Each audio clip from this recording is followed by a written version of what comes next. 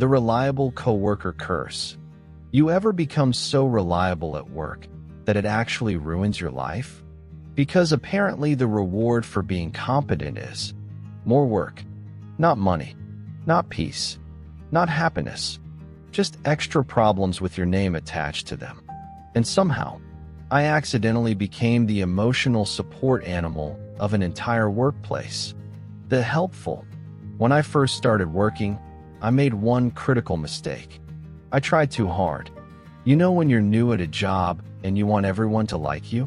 So you say yes to everything, volunteer constantly, answer messages instantly, and pretend you're not mentally collapsing. That was me. Manager asks, "Can anyone stay late?" My hand was already halfway up before my brain processed the question. Coworker says, "Can you help me real quick?" And real quick somehow becomes 45 minutes. At first it felt nice. People liked me. Managers trusted me. Coworkers called me dependable. Huge mistake.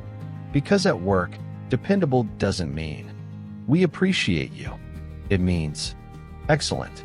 Another person we can emotionally exploit. The reliability tax. Slowly, weird things started happening. People stopped asking me for favors and started expecting them. If somebody called out sick, I got the text. If the schedule was messed up, I got the call. If a customer was angry, suddenly everybody looked at me like I was the main character. One time my manager literally said, "Can you handle this? You're good with people."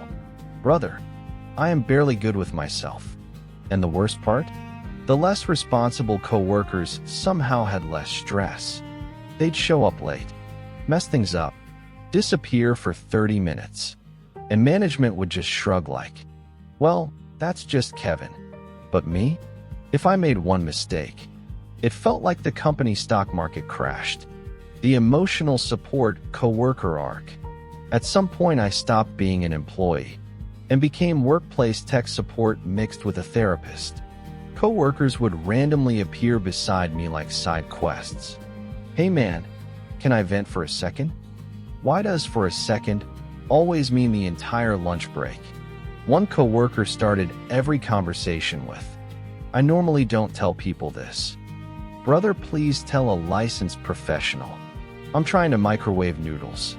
And somehow I became everybody's emergency contact. People would dump problems on me constantly. Manager stressed? Comes to me. Coworker crying? Comes to me. Customer screaming? Guess who gets called? At one point I realized I knew more about everyone else's lives than my own. The breaking point. Then came the moment that broke me. It was my day off. My day off.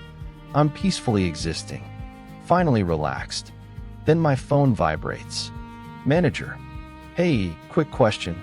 No human sentence starting with hey has ever improved somebody's day." I ignore it. Phone rings again. Coworker. "Can you cover tonight?" Then another message. Nobody else answered. And suddenly I realized something horrifying. I wasn't a person anymore. I was infrastructure.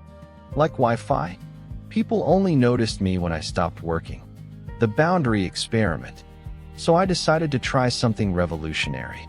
A boundary. I said, "Sorry, I can't." That's it. Simple sentence.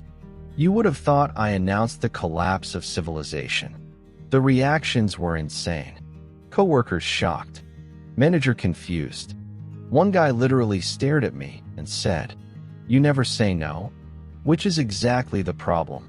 That's when I realized. People get very comfortable benefiting from your lack of boundaries. Ending. After that, I slowly stopped trying to save everything. Stopped answering every message instantly. Stopped volunteering constantly. Stopped treating every workplace problem like it was my personal responsibility. And weirdly, the world kept spinning. Nobody died. The building didn't explode. Turns out, I was carrying stress that never belonged to me in the first place. And now anytime somebody says, "You're so reliable," I hear it differently. Because sometimes reliable is just workplace code for This person hasn't learned how to disappoint people yet.